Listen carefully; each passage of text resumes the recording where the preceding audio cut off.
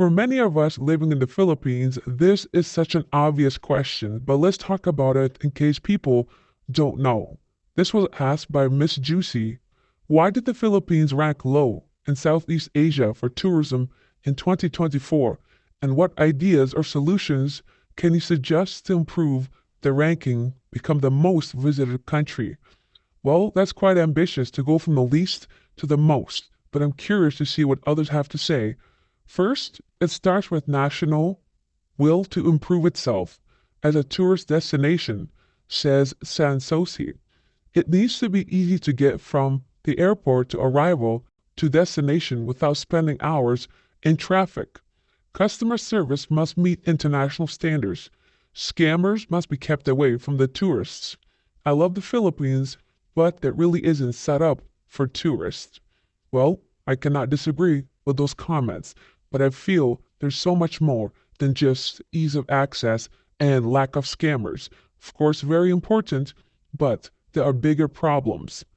Hebe Goodbye says, low value, price quality ratio compared with more popular neighboring countries than Southeast Asia. It's a hassle to travel in the Philippines. Any place worth going, you need multiple transportation connections to get there and back. Sometimes it's very inconvenient or costly depending on the area.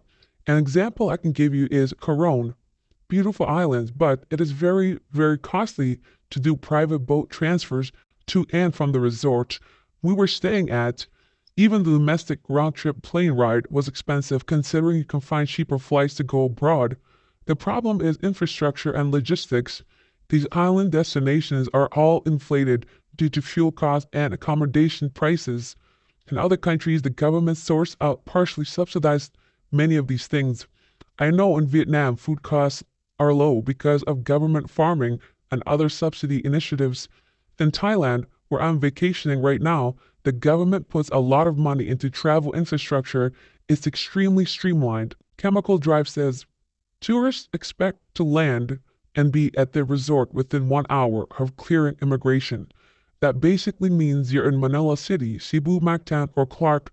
None of those areas really great beach places. To get to the beautiful beaches, of which Philippines has bunch, you have to do flight, then the van, the bangka. Everything is difficult here. And then the commenter responds, it wouldn't be bad if those areas had orderly and price-fixed transportation setups that run smoothly. Instead, you get a ton of transport scammers, and sometimes local van buses will waste valuable travel time with stopping a dozen times along the way. If you book direct van or car transport, the cost is as high or even higher than a one-way domestic plane ticket, many times for distances of less than 100 kilometers. Welcome to the Philippines. That's precisely how things are operated.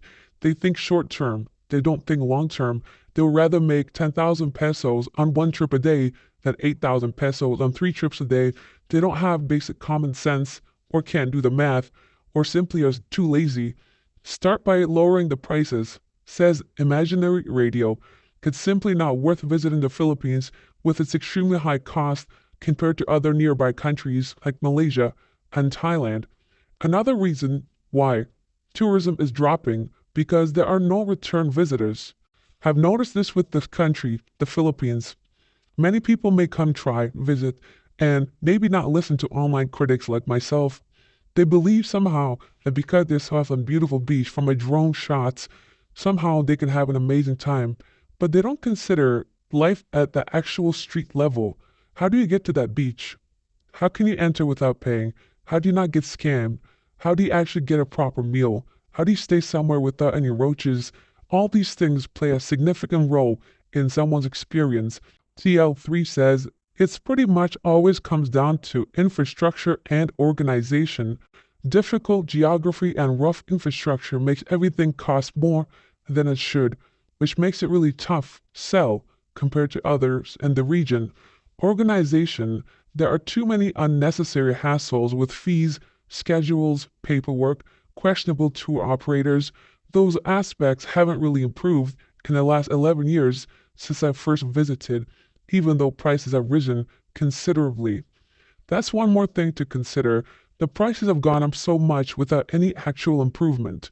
Most tourists don't mind paying for convenience and experience. However, in the Pinoy land, you get neither.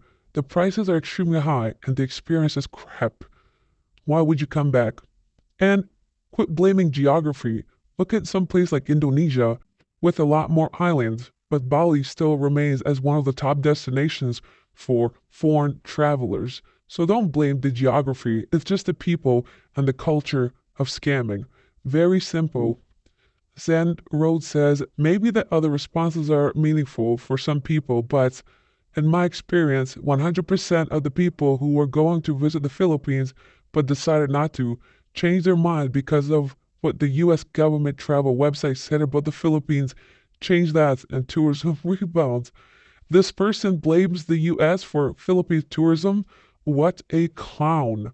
Dear Milk says, if the food was better and the culture was more interesting, nobody wants to fly halfway around the world to see a third world version of America with mostly the same culture but with worse food. Go to the Filipino wedding and they're doing American TikTok dances. Go to a wedding in any other country surrounding the Philippines and you'll see actual culture. That is something that's also missing in the Philippines. They don't have a culture of their own. Everything's borrowed or stolen or they're stuck in their old ways. Perhaps this is why some Americans continue coming here, because it feels somewhat like home. The language is similar, the people, social and celebrity, a lot of things are very similar, food and so on and so forth. So maybe a stepping stone to visit proper countries in Asia. I don't blame people for coming here, but I do blame people for questioning why it's last in tourism. It's very obvious as soon as you step foot in this country. After a week, you realize this is not the paradise the YouTubers or vloggers, bloggers, and online personalities led you to believe. What makes it worse are the following two things, in my personal opinion. Yes, the customer service is trash, the service quality is bad, nothing's improved. All those things can be actually tolerated if you weren't constantly being scammed. Number one. The other thing is the women have gone downhill. Not the way, of course, the way they look as well. They've gotten really fat, but mostly the fact that they are lazy and they want the same things they wanted 20 years ago. They want to get your money without doing anything about it. Everything is online now. They have many sponsors and nobody has a chance anymore to have a decent woman in their life.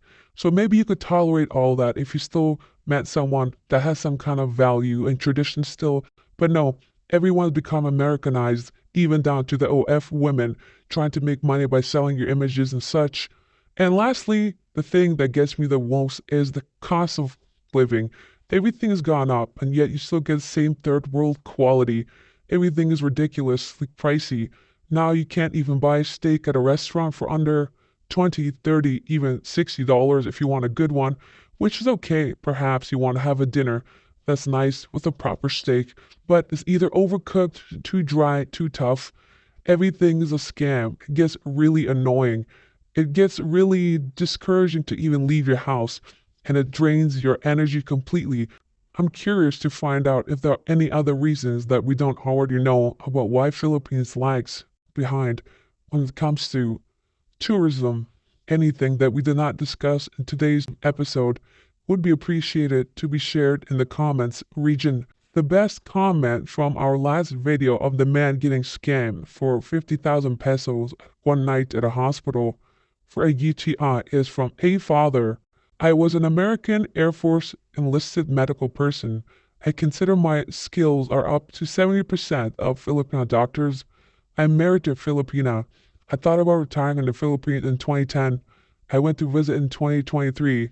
What I saw then was a country in a death spiral. The worst comment is from Dave. They say that crap saying you can't leave if you don't pay. BS, they are legally not allowed to keep you there. This is the worst comment because this person either does not live in the Philippines or has never had a situation regarding the law. The law means nothing in this country. The entire place is lawless.